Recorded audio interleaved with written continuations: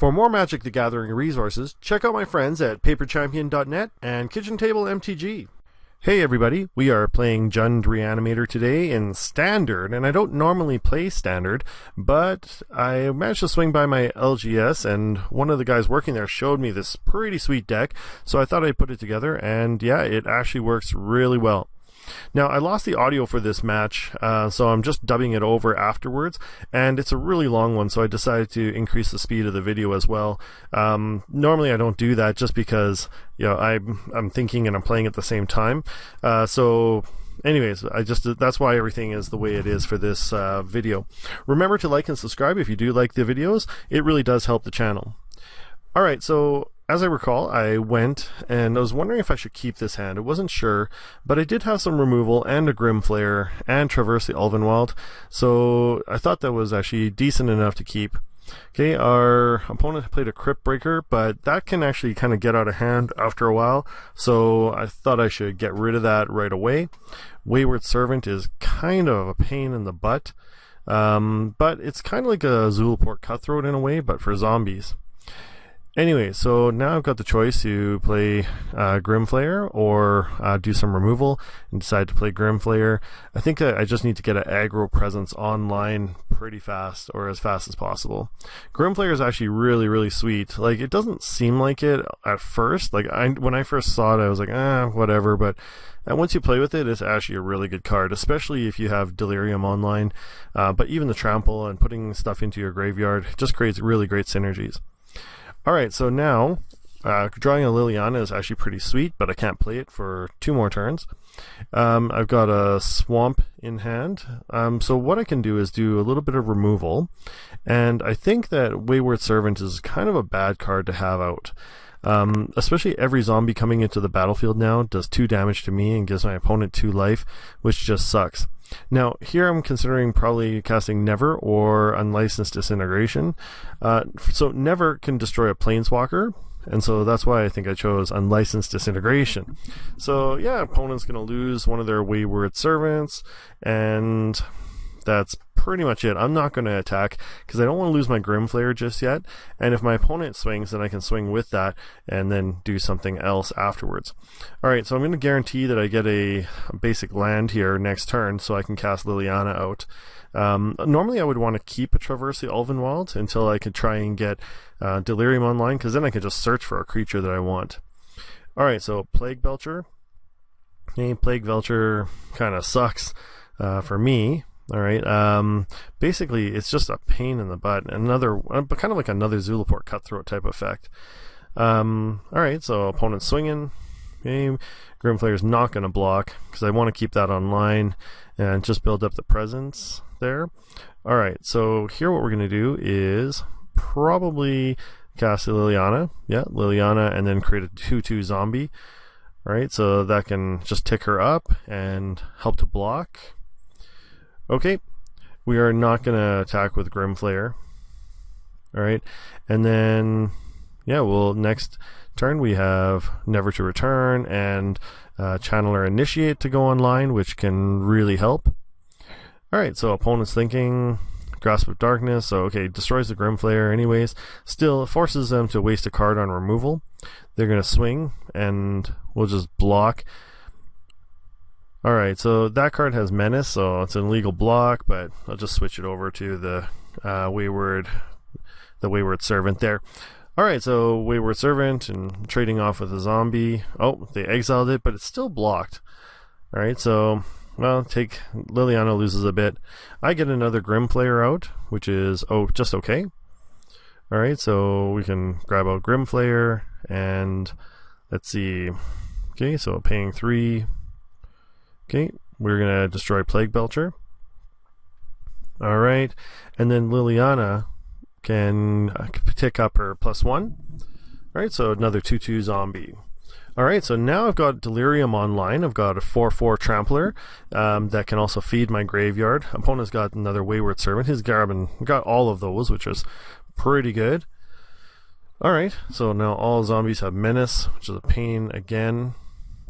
Alright, so Blooming Marsh isn't exactly what I wanted at that time, but Channeler Initiate's pretty nice. Alright, so give it -3, -3, -3. Now, Channeler Initiate's actually a pretty good card too. It doesn't seem like it, but it's basically a mana dork at first, but then later on just becomes like a total beast. Anyway, so I'm going to go -3 and get a Noxious Gearhulk out of my graveyard. Right, that's actually pretty fortunate. Comes into the battlefield, destroy target creature. Alright, and then I've got Grim Flayer out, and so I can just swing with that. So I've got a Channeler Initiate. Okay, where opponent's going to lose some life. I'm going to have to put some cards in the graveyard.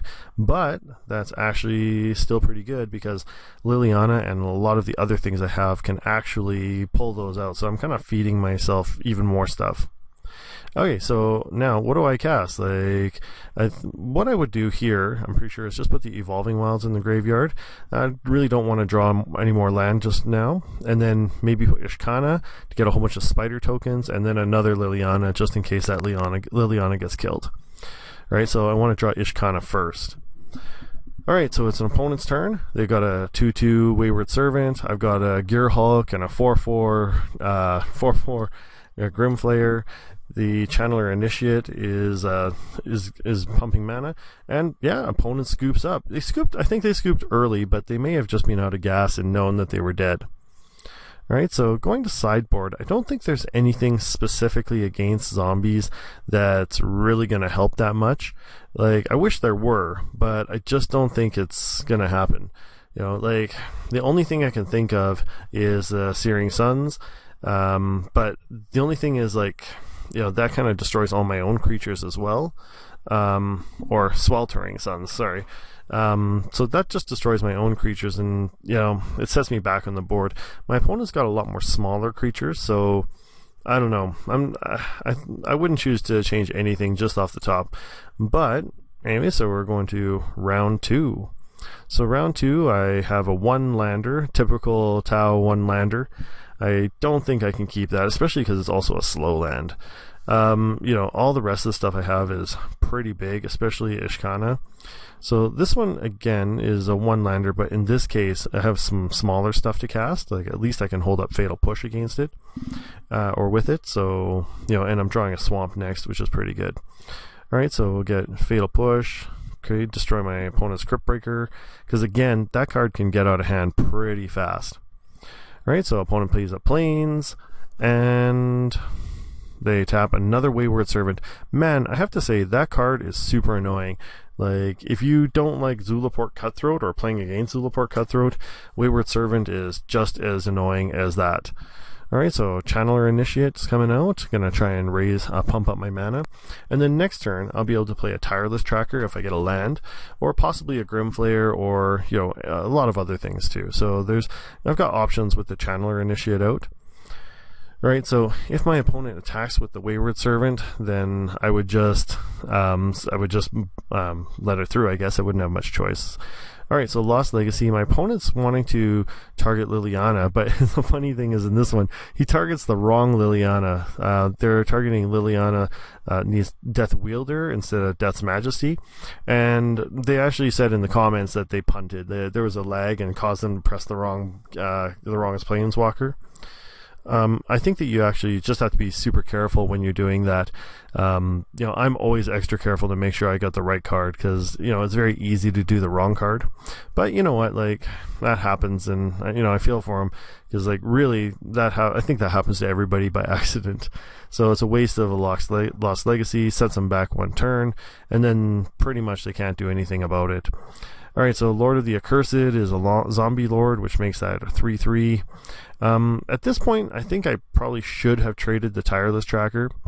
And drawing an extra Liliana here is kind of a dead draw, especially because I'm so short on mana right off. So, you know, I think I could have maybe chosen something better.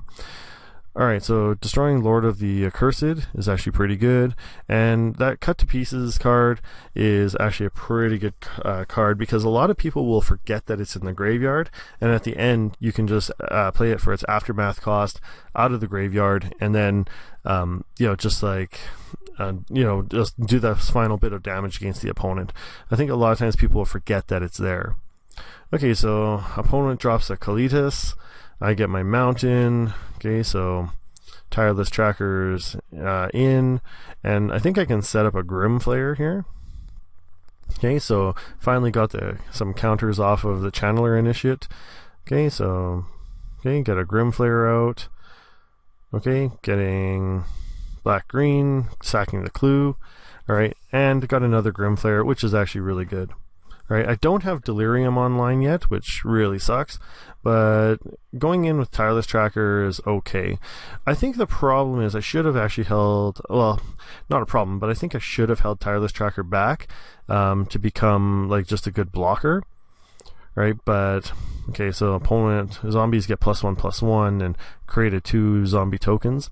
And see, he attacked with Kalitas here, and I could have blocked it, but because I had attacked for 4 damage with Tireless Tracker, then it just like really didn't help. And plus, Kalitas has lifelink, so it would have been helpful. Like that 4 damage I did was just basically undone. It would have been nice just to have kept that Tireless Tracker behind and not blocked, but you know, it is what it is.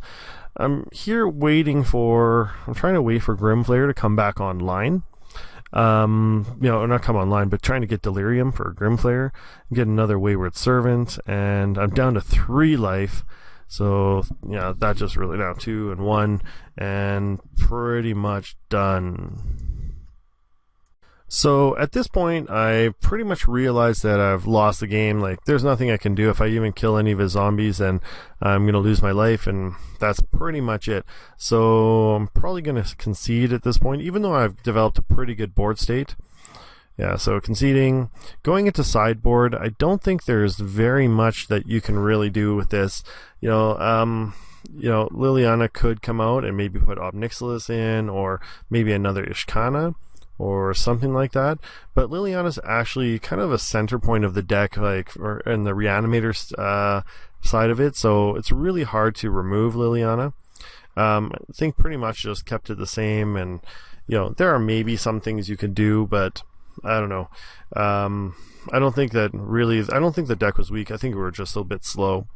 Anyway, so we got a 3-lander here on round 3, and got a Grapple with the Past. Okay, and then basically I can use that to grab a card from my graveyard and put it back into my hand. I've got two Channeler Initiates, so I can use those to get my mana online pretty fast, which is super, super nice. So, okay, so Hissing Quagmire is going to come in tapped, Game Trail coming in untapped, get out a Channeler Initiate. Okay, so I can ramp my mana. That's actually pretty sweet, especially because my opponent hasn't played anything yet. Okay, so Blooming Marsh untapped. Probably going to get out the other Channeler Initiate right away, mainly because then what I can do is I can actually get Glorybringer next turn. Okay, so right, so I'm using the counters. This is an important thing I found, is it's pretty important, especially if you have your mana online, to use the Channeler Initiate mana as soon as possible. Like, don't hold it up, because you want it to become like a powerful creature as soon as possible. Alright, so Vessel of Nascency is pretty good, but I've got nothing in my graveyard right now. Okay, so I'm going to put a -1/-1 counter, or get rid of some of those counters, cast a Glorybringer. Alright, and now I can exert it to kill that Lord of the Accursed. Alright, and basically I feel like I've kind of got it in hand at this point. Right, so now Glorybringer is not going to untap on my next turn, but you know, I've got a really, really good board presence and enough mana to pretty much cast anything. And after that, my opponent scooped the match. So, anyways, that was the match against against white-black zombies. If you do like the match, let me know what you think in the comments. Thanks for watching. I'll see you next time.